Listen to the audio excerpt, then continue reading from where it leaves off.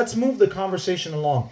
These four people have been, that we've mentioned so far, and there have been many more, have been on the front lines of pushing reverse racism. We've and I'm going to show a couple of articles here just to get into it. So one of the things that has given the rise to is math is racist.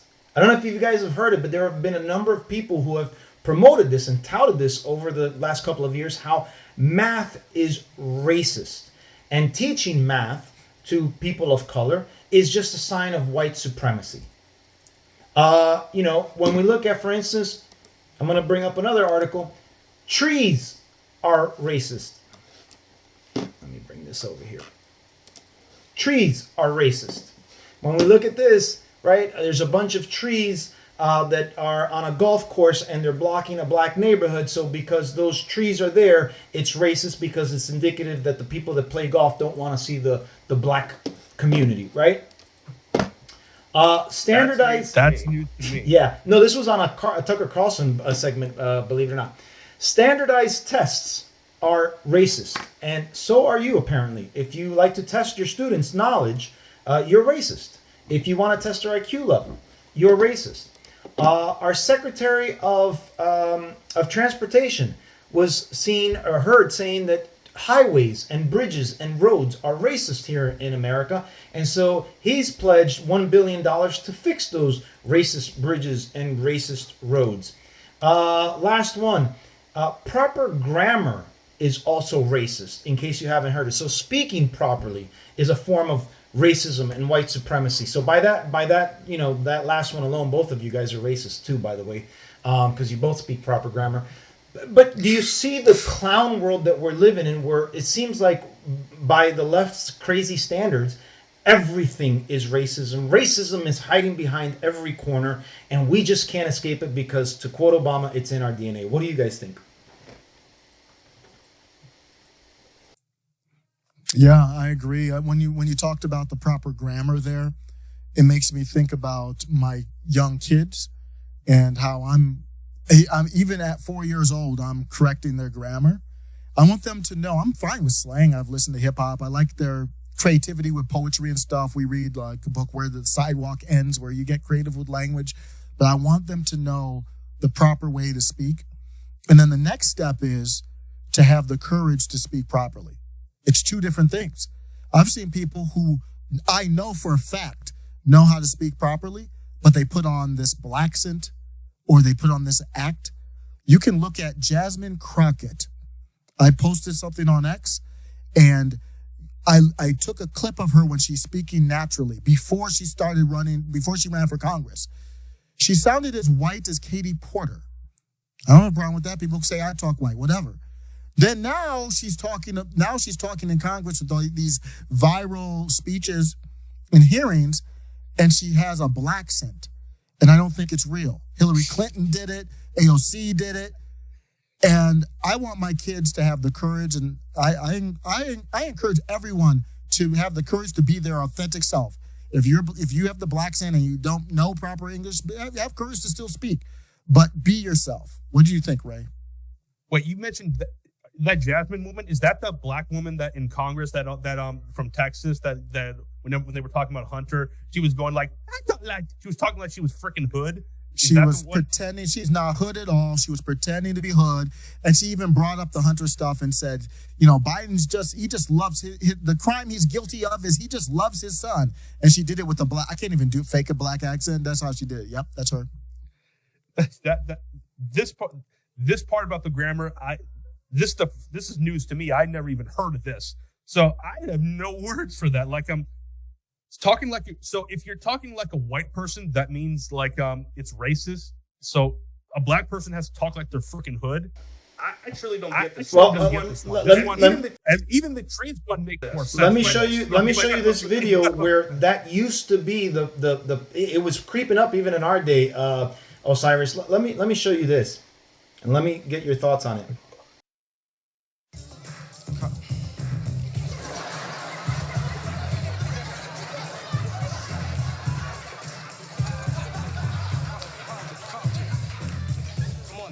let's go. I didn't get in. What?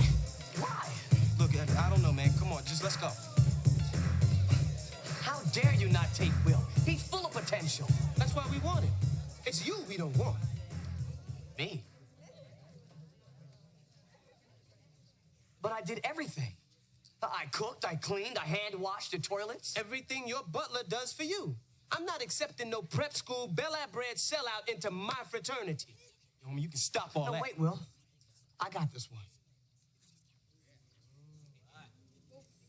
You think I'm a sellout. Why? Because I live in a big house or I dress a certain way? Or maybe it's because I like Barry Manilow. He meant Barry White, y'all. Being black isn't what I'm trying to be, it's what I am. I'm running the same race and jumping the same hurdles you are, so why are you tripping me up? You said we need to stick together, but you don't even know what that means. If you ask me, you're the real sellout.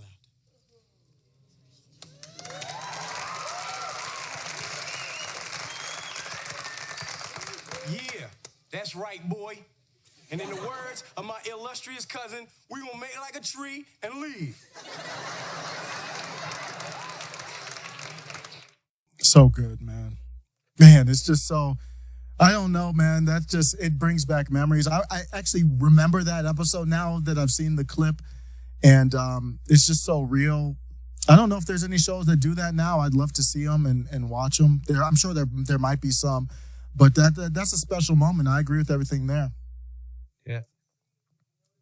But did you notice how? Let's take a look. You know, Carlson is not is not Fresh Prince, right? What's his name? What's the character's name? Will Smith's character's name? I don't remember. But Will Smith is from the hood, so he's down. He talks hood, right? He raps, he dances. Carlson is not. He was raised by he's got both of his parents there. He's raised in Bel Air. He's got wealth, so we're talking about class now, and also education. So he's not really a brother. He's not down with us, is what the guy was trying to say, right? Because you're not down, you're not a brother, therefore we can't hang, right? So the victimhood mentality is already there, and it's dividing it by class. It's dividing it by education level, right? You're not with us, and that's what the left loves to do. That's what Marxism is all about. But go ahead. Let me get your thoughts. I think all three of us grew up in the hood, but we all act more white than hood, though. So that's the interesting part. So it's like in reverse. You see, like the idea that that Will Smith friend, he grew up he grew up with his parents. The idea today black kids, they don't grow up with their dad in their home. They only grow up with their mom. So literally, that's like another inverse thing. That's his friend. He also grew up in a big house, has wealth. Guess what? Most black people, the vast majority of them, are actually dirt poor. They just live in the hood and they basically talk gangsta and just listen to rap music. So they don't have anything to build on from. So I don't think I watched that episode actually. I have to go back and watch it. So yeah. Yeah, he went by Will on the show, and I think it was actually a commentary against, you look back at those shows right back from the 90s, that was a commentary against the divide. And now I don't think we would see something like that. It's more in favor of the divide. It would be more clapping because you didn't let Carlton in. It's almost completely reversed. At least that's my impression. Maybe I'm jaded on this stuff, but I really appreciate that show from that time. But see, I didn't live in the hood. I wasn't in any rich area or anything like that. I wasn't in the hood. I have lived in not the hood, but I lived in hoodish areas where you wouldn't want to be walking around at night. But you're right, Ray. And the goal is, to me, to not have to live like that. That's not anything about skin color. The goal is everybody can have their own goal, but my goal is to have the best possible life for my kids and let them have the best education and success, and for them to decide where their path is. And you can't do it in a toxic environment. That's what it's more about. Let's touch on that. Let's look at this because this is a great segment to the next video. This is Don Lemon before wokeness became a cancer and spread throughout our entire society. Let's check this one out. Please, black folk, pay attention to and think about what has been presented in recent history as acceptable behavior. Pay close attention to the hip hop and rap culture that many of you embrace, a culture that glorifies thug and reprehensible behavior. Let's talk about race. Let's talk about black on black violence. The outrage that I have is in the lack of really the national attention to what is an epidemic of crime in the black community, committed largely by blacks. Why aren't we talking about it? Good question. So listen to this. The reason there is so much violence and chaos in the black precincts is the disintegration of the African American family. He's got a point. In fact, he's got more than a point. Bill? Raised without much structure, young black men often reject education and gravitate towards the street culture, drugs, hustling, gangs. Nobody forces them to do that. Again, it is a personal decision. He is right about that too. But in my estimation, he doesn't go far enough. Because black people, if you really want to fix the problem, here's just 5 things that you should think about doing. Here's number 5, pull up your pants. Walking around with your ass and your underwear showing is not okay. In fact, it comes from prison when they take away belts from the prisoner so that they can't make a weapon. And then it evolved into which role a prisoner would have during male-on-male prison sex. The one with the really low pants is a submissive one. You get my point? Number 4 now is the N-word. By promoting the use of that word when it's not germane to the conversation, have you ever considered that you may just be perpetuating the stereotype the master intended, acting like a nigger?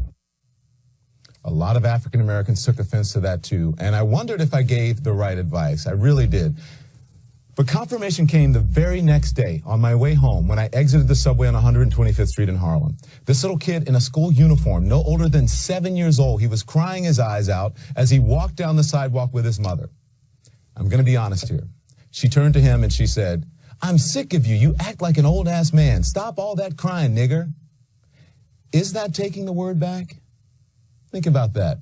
Now, number 3, respect where you live. Start small by not dropping trash, littering in your own communities. I've lived in several predominantly white neighborhoods in my life. I rarely, if ever, witness people littering. I live in Harlem now. It's an historically black neighborhood. Every single day I see adults and children dropping their trash on the ground when a garbage can is just feet away. Just being honest here. Number 2, finish school. You want to break the cycle of poverty? Stop telling kids they're acting white because they go to school or they speak proper English. Over the course of a career, a college grad will make nearly $1 million more than a high school graduate. That's a lot of money.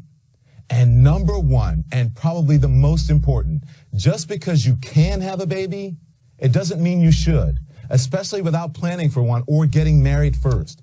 More than 72% of children in the African American community are born out of wedlock. That means absent fathers. And the studies show that lack of a male role model is an express train right to prison. And the cycle continues. What did you guys think of that? Highly controversial video. The entire video is controversial by today's estimates, right? But it's surprising who's saying it, which is Don Lemon. But again, this was before he got infected by the woke cancer. Osiris, I'd like to start with you. I think that was heartfelt. I think that was real. I think that is the real Don Lemon. I used to watch CNN a lot when it first popped off. I watched it early 2000s, I think it was around that time frame. And that network was actually really good. It was more neutral. It was more real. It would allow more things like that. I don't know who wrote that piece for it. It sounded like it came from him. And we don't get that anymore. He's going to do a new show. He's got this new show that's coming out. It's going to be on X and other platforms. And now that he's away from that beast, I wonder if he's going to be more authentic. And I think that's the opportunity for him. I don't know who's funding this new show. I am very interested. Don Lemon is a talented person. And I do believe in this concept. I don't believe in the talented 10th, but I do believe in this concept where the people who want to control society pick the most talented people, like LeBron James we talked about earlier, and they give them rewards for leading people, because people look at people like LeBron, Don Lemon, and all that, leading them down a certain path. So I want to hear more of that, and I want to hear that now. I want to hear, well, he can have whatever take he wants. I want it to be a real take like that right now. What do you think, Ray? Can you imagine if that was said today? Like I know I'm just basically repeating it, the same thing, but if Don Lemon said that today, he would be considered MAGA. So yeah, like here, basically everything he said right there was practically true. Like me, the only thing I might slightly disagree with, I actually don't even give a crap about the N-word. It means nothing to me, really. That's the only thing I might slightly disagree with him on. But basically everything else, I completely agree with him on virtually everything. Keeping your pants pulled down. That's basically acting like submissive. It's basically telling your master, "Hey, give it to me harder." That's basically and Don's gay. And Don himself is gay. Yeah. And Don himself is gay. Yeah. So you know what I got out of it? Culture. The culture, right? Osiris, you and I grew up in that culture. It's the hip hop culture. It's the rap culture. It promotes it, right? It promotes that and much, much more. And so here's the next video with Thomas Swalwell talking about the culture, right? Let's get into that one. I mean, the average of black kid today, I think, is probably better off, certainly materially, than, say, Ben Carson was when he was growing up. Ben Carson, the famous surgeon at Johns Hopkins. Right. Who is immensely accomplished in every way. Yes. Right. I would say that certainly the black kids who are growing up today have a higher material standard of living than I had. The difference was that the schools were good when I came along. They were especially good in New York at that time, hard as that is to believe. But the kids who grew up in that same place where I lived, they will not get that same education. Now that can be blamed on somebody, but it has very little to do with what happened 100 or 200 years ago. And it's true in other countries. I mean, in Nigeria, for example, there's a tribe, the Igbos, who are living in one of the least fertile parts of Nigeria, who were in fact enslaved in centuries past by other tribes and so on. When the British moved in and set up schools, the Igbos went for the schools. By the time Nigeria became independent, the Igbos had climbed above the other groups that had been ahead of them to begin with. But there are all kinds of cross currents of factors, the particular culture, or the particular geography. You run through the whole list of them. You cite in Intellectuals and Race, you cite an observation by the intelligence expert, IQ scientist James Flynn, that just stopped me cold. After the Second World War, you've got large numbers of American troops remaining in Germany. For that matter, there's still several tens of thousands there today. And both black and white American soldiers had children with German women. And Flynn discovered that those children growing up in Germany showed no IQ differences at all. The black kids and the white kids, the same. Quoting Intellectuals and Race, Professor Flynn concluded that the reason was that the offspring of black soldiers in Germany, and now you're quoting Professor Flynn, grew up in a nation with no black subculture, close quote.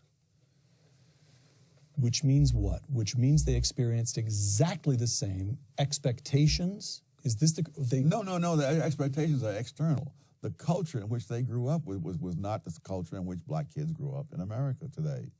So they had... There's no gangster rap that was pervasively available in Germany. So here's what I'm getting.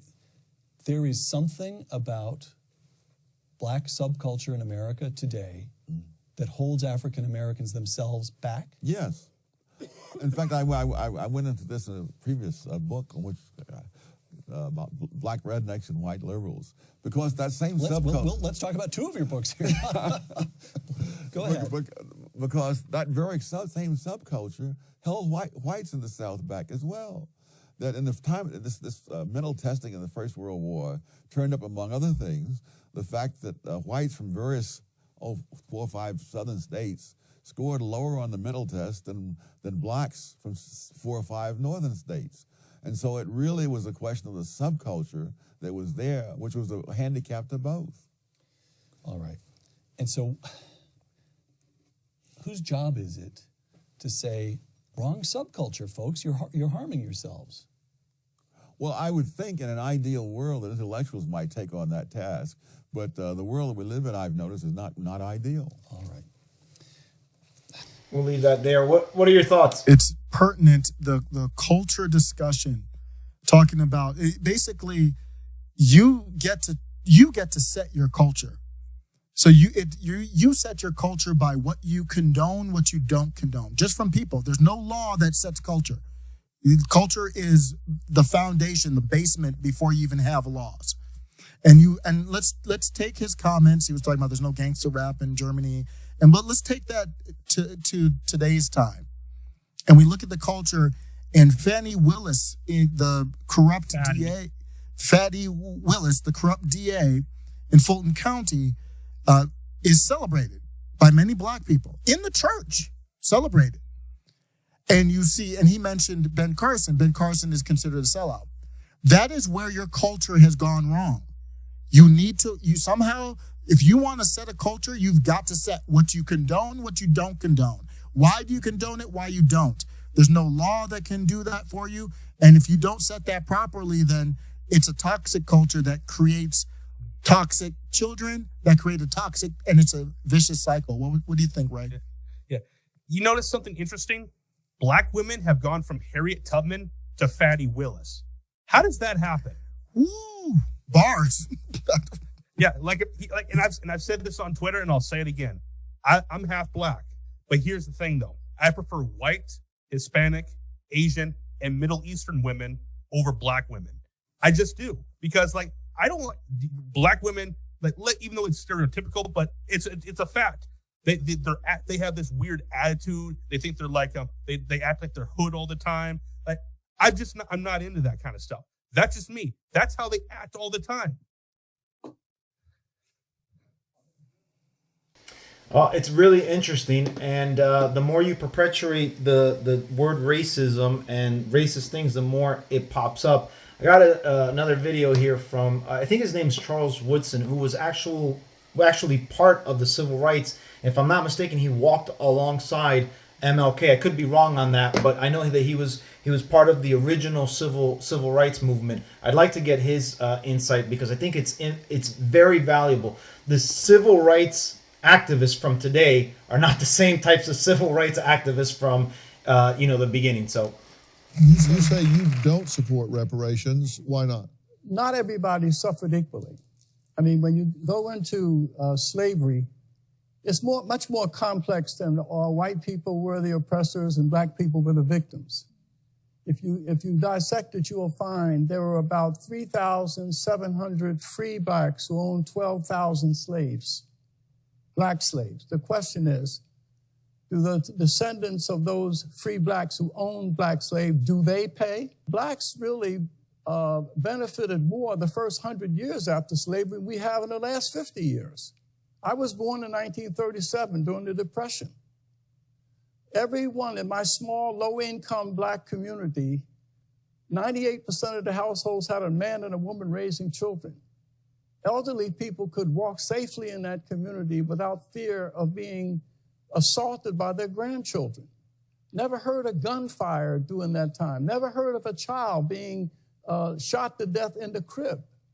But there are 50 children today who have been shot and killed in our cities. If you talk about remedies, we've got to look beyond saying that every solution has to have a winner and a loser, that blacks can only benefit if whites lose. We have to be defined more than just victims of oppression.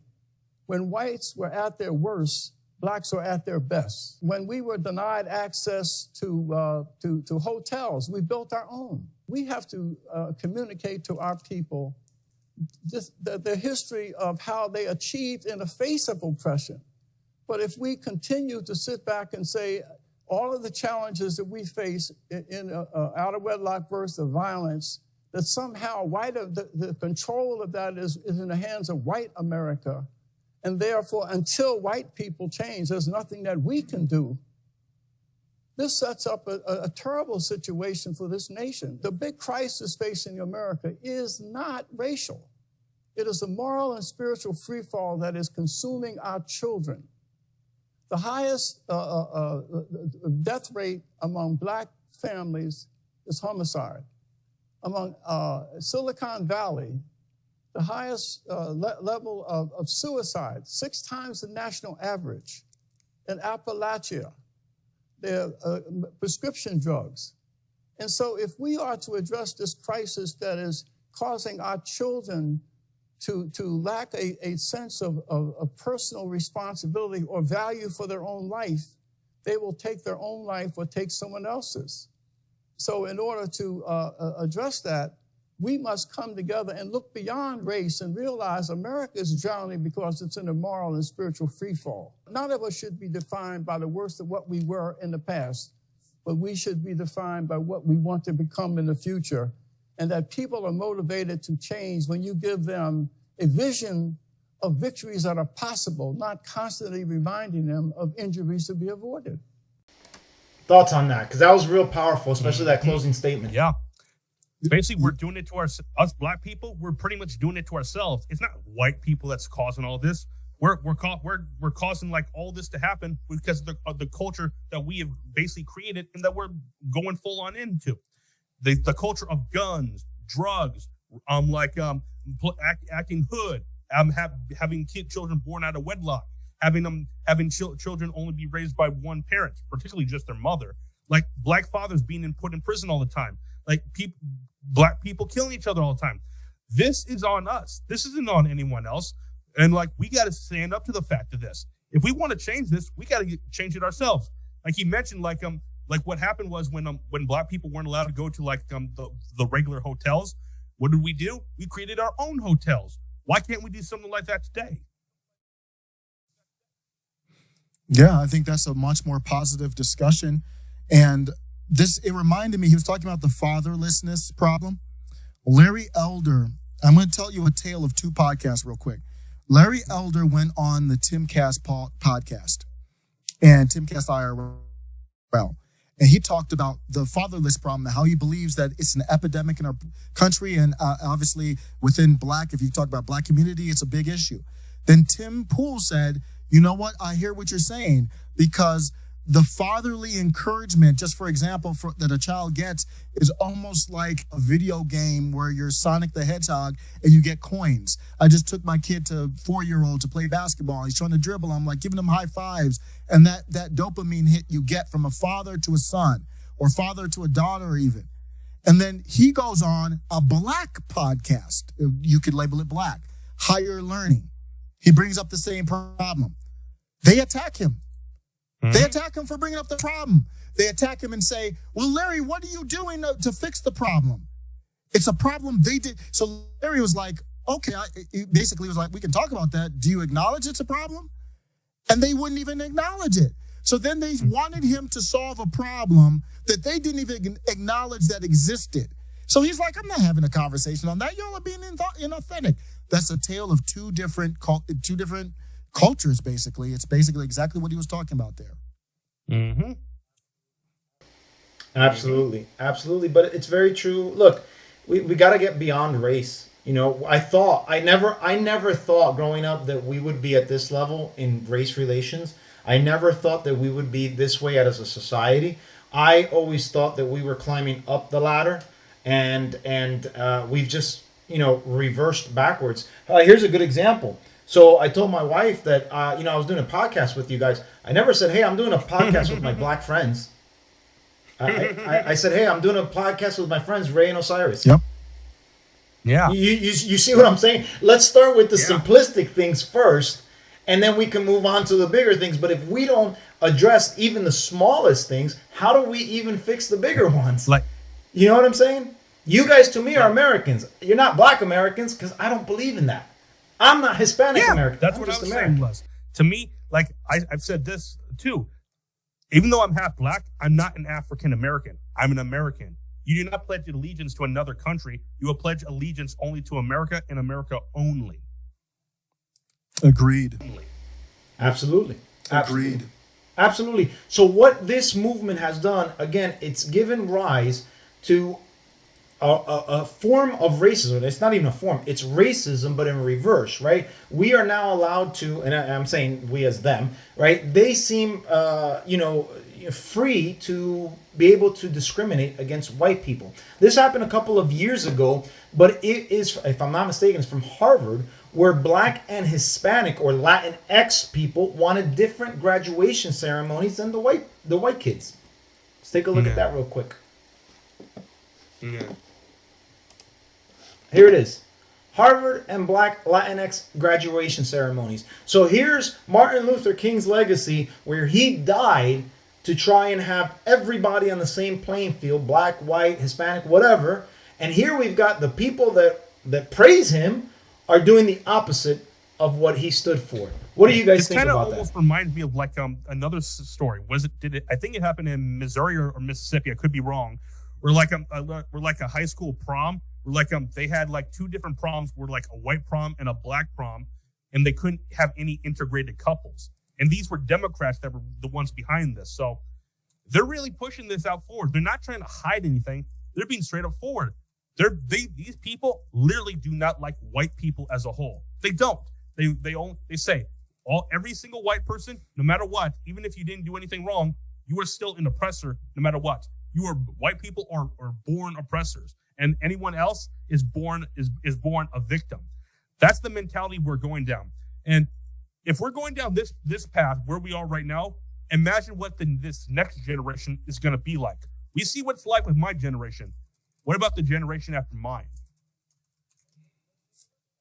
Well, let's take a look at that. Remember, during C19, we've got prioritization of vaccinations based on skin color, right? Based on your race. They were trying to make it seem like it was deadlier to people of color than what it actually was, right? I mean, obviously we have the elderly were an obvious, right? Elderly people were getting hit the hardest. So you would absolutely, prioritize people based on, their health condition, their age. But I mean, for people, and I saw it, I had a debate with somebody online about it. Last time I checked, Italy was a predominantly white country, and yet they got hit so hard over there in Italy. So for us to take this view, it was completely racially motivated based on the current temperature, the racial temperature that we were at. There were no indications that people of color were getting hit harder or anything like that. And it's hard to even look at certain websites or certain articles because of the activism that's going on behind it. They find ways to twist the information and manipulate it and even downright lie. Heck, we even had just a couple of weeks ago, we had an NFL player come out and say, hey, we don't want to, we as Black athletes, we don't want white commentators commentating on us. I mean, this is where we're at with this racial issue. Osiris, what are your thoughts? Makes me think about MLK and how they're going to have to just completely denounce MLK. MLK fought against Jim Crow, and they basically endorsed Jim Crow. It seems like they're more concerned about who has control over it, because, I mean, this is right along the lines of Jim Crow. So they want to control it where the people it's not even skin color as much as, because if you're white, you can kind of get in the club as long as you agree with the whole facade. And Charlie Kirk recently took a radical stance, which I give him credit for. He came out against MLK because of the Civil Rights Act. What is the purpose of the Civil Rights Act if you're going to have separate graduations for colored people or not colored, or you're going to do the medical treatments by color or not color? What's the point of what is it? How does it apply? Yeah. Same. Absolutely. Even though it's a little off topic, Osiris, same thing. How does it? How we progressed since the 19th Amendment has been passed? But that's a story for another day, though. So yeah. Let's get into the last video here, and this is with Candace Owens going on Dr. Phil, and I want to close with this one because I think it's really it really drives it home a little bit, not as much as Mr. Woodson, but nonetheless, you get the point. Based on what I read, see in the media, talk to people about, this is a topic that almost everyone feels strongly about one way or the other. I want to hear what the audience has to say. Yes, sir, in the back. Yeah, if you're white, someone can discriminate against you, but there's no systemic basis to it. But if it's becoming part of the university admission process, if it's determining hiring practices, dismissal practices in industry, is that not systemic? You could nitpick and find little instances on both sides. But I think if you look at it as a whole, then you begin to understand where it's coming from. Who else has a comment? Yes, sir, in the back. My name is Dan, and I think it's great that you try to fix some of the inequities that have happened in the past, but I don't think it should jump to the front of the line when you're going to college or you're trying to get a job.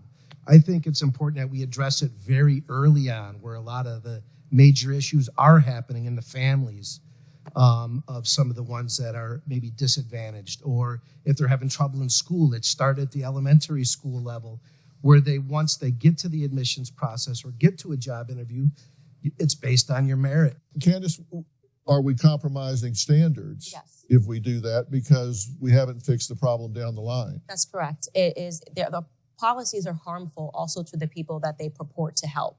And we have all of the evidence there to look at. When you artificially place a Black American into a school in which they do not belong based on their knowledge, doesn't mean that they go on to get A's. In fact, there was a Black adjunct professor, you guys have definitely heard of him, Dr. Thomas Sowell, who was teaching at Cornell University, and he found that the majority of the Black American students that were there were on academic probation. Now, these students were some of the smartest in the nation, but because they were artificially placed amongst their peers at Cornell University, they were failing on academic probation. These policies have never helped Black Americans. It's just basically policies that are put in place to make people feel good, right? I feel like I'm doing something when in fact I'm actually creating harm. You either know the answers or you don't. When you say, hey, we have Black students at a particular school who aren't performing at that school as well, the immediate assumption that you're making is, well, maybe it's because they're not smart enough, they're not good enough, or they don't belong here. Whereas it could be about the experience that they're having at that institution. Professors who believe that they're not intelligent enough, that they don't have the capability to do the work, that they see them as criminals, deviants, dangerous, up to no good, or they talk about them with the they statements. They're lazy. They don't care. They don't really belong here. They're only here for the financial aid. I'm giving you actual facts. No, right? I'm giving you actual facts based on extensive you can say, well, maybe research they just that's don't been feel done. good. But that's not the case. I mean, I went to university. I did not feel good, right? I didn't pull the best grades in high school, probably got into a better university than I should have gotten into based on my performance in high school. It wasn't because of my feelings. It's because I wasn't focused on it. And that we're talking about a cultural problem, what's going on back at home, as was in my circumstance. And none of that is because of institutionalized policy. It almost seems like you guys refuse to accept that, Black students aren't performing well. You feel like you have to have this burden of responsibility when in fact, if you actually wanted to help, you would look at the facts, re-examine the fact that it's not helping anybody. It's not helping Black Americans to artificially place them into universities, and you'd make effective change. But you're making the assumption that Black students are academically inferior, and they're not. No, they're you some are of our actually. most brilliant students that's that we the have. basic. No. That you are making the assumption that they are inferior. You It just is said why that they you don't want belong there. policies. I'm talking about the students that are based on the policies that you are defending right now, saying that we should have these policies that let them into these universities, not based on their skill set, but based on the color of their skin. So you are assuming that they are inferior. She is so good at a moron. What do you guys think of that? Good at breaking stuff down. I mean, she's one of the best, and she's so quick with it. How she broke it down, because thinking about it, I didn't think about it the way she did. No, you're the one that's assuming they're inferior. Don't you try to put that on me. You believe in the policies. Why do you believe in the policies? Because you think they're inferior. So I think she's real good at breaking it down. Yeah. She's a firecracker. I absolutely love That, her. Go ahead, that Ray. dude, he's actually a moron in my opinion. I'm sorry. Someone cannot be that dumb and cannot be that dumb by accident. It's almost like he's intentionally welcoming that. He knows the facts. He's just not buying into what they actually are. He's literally basically saying black people are inferior because they need help to get up to this level, even though they're not actually that smart. Correct. Even though they're not actually that. And all of this is given segue to, the three-headed diversity, equity, and inclusion monster that has taken over academia, it's taken over corporate America, it's taken over the entertainment industry, and so on and so forth. And really, now that we are, 3, 4, 5 years into the DEI monster, a lot of companies are starting to roll back on it because they're seeing the effects of it, which are not as positive as they had hoped. Other companies are still holding on to it, and I believe they will. But let's be real. Would you guys like to have a position that you did not earn, you are not qualified for, but we're giving it to you because you fit some type of checkbox? I'm going to answer first. I know as a Hispanic, I do not want that. I want to be valued because I earned it and because I'm capable of doing it, not because it checks off some type of box. Ray, I'll start with you since you're the younger. I'm not special, so why should I be held? Why should I have to be given special treatment over someone else? I'm literally exactly like the others. Guess what? I probably would not be would not be like someone who's in the head of like I'm some. What am I going to say? Like I'm a certain department. I'm not that kind of person because me, I'm not. That doesn't fit me. And if there's someone just try to get me there because of my skin color, I would say no, I ain't doing that. Because it's not for me, and there's plenty of other people that are far better and far superior to me that could be at that level. Yeah, there's that saying that says something like, "Don't get ahead of your skis." Like if you're skiing downhill or getting ahead of your ability. If you're skiing downhill, you don't know how to ski, you're gonna crash into a tree, you're gonna wipe out. If you've got to be within the path.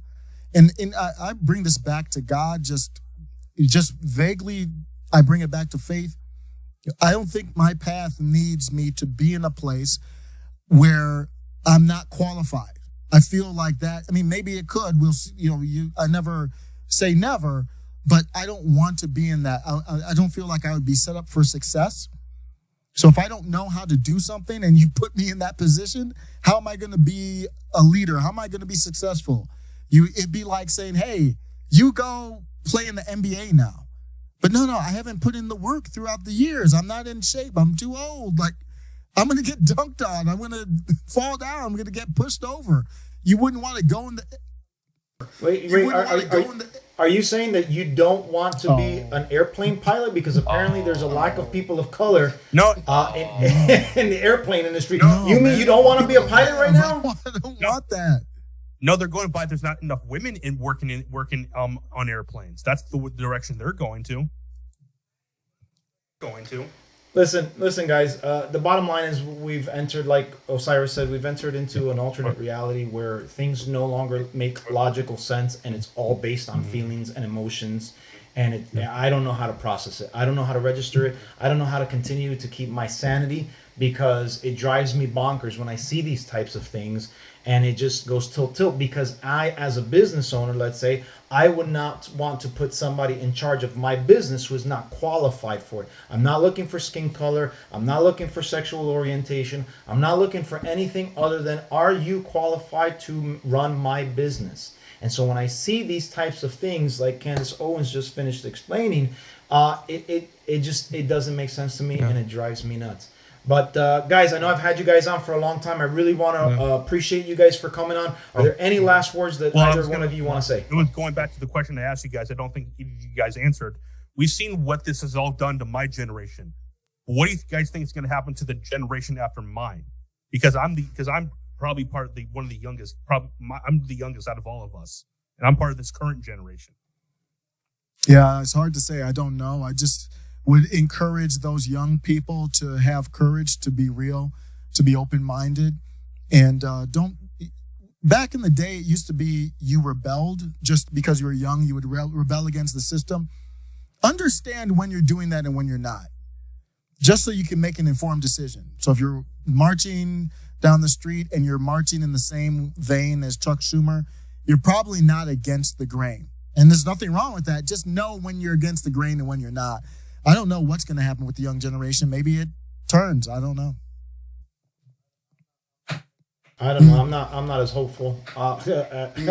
I'm really not. I just see the snowball effect. And remember in the cartoons where you had a snowball started out real small, and then as it goes down the hill, it gets bigger and bigger and bigger and bigger. And I don't know. I see companies pulling back, but I don't see the media pulling back. I see them continuing to perpetuate it.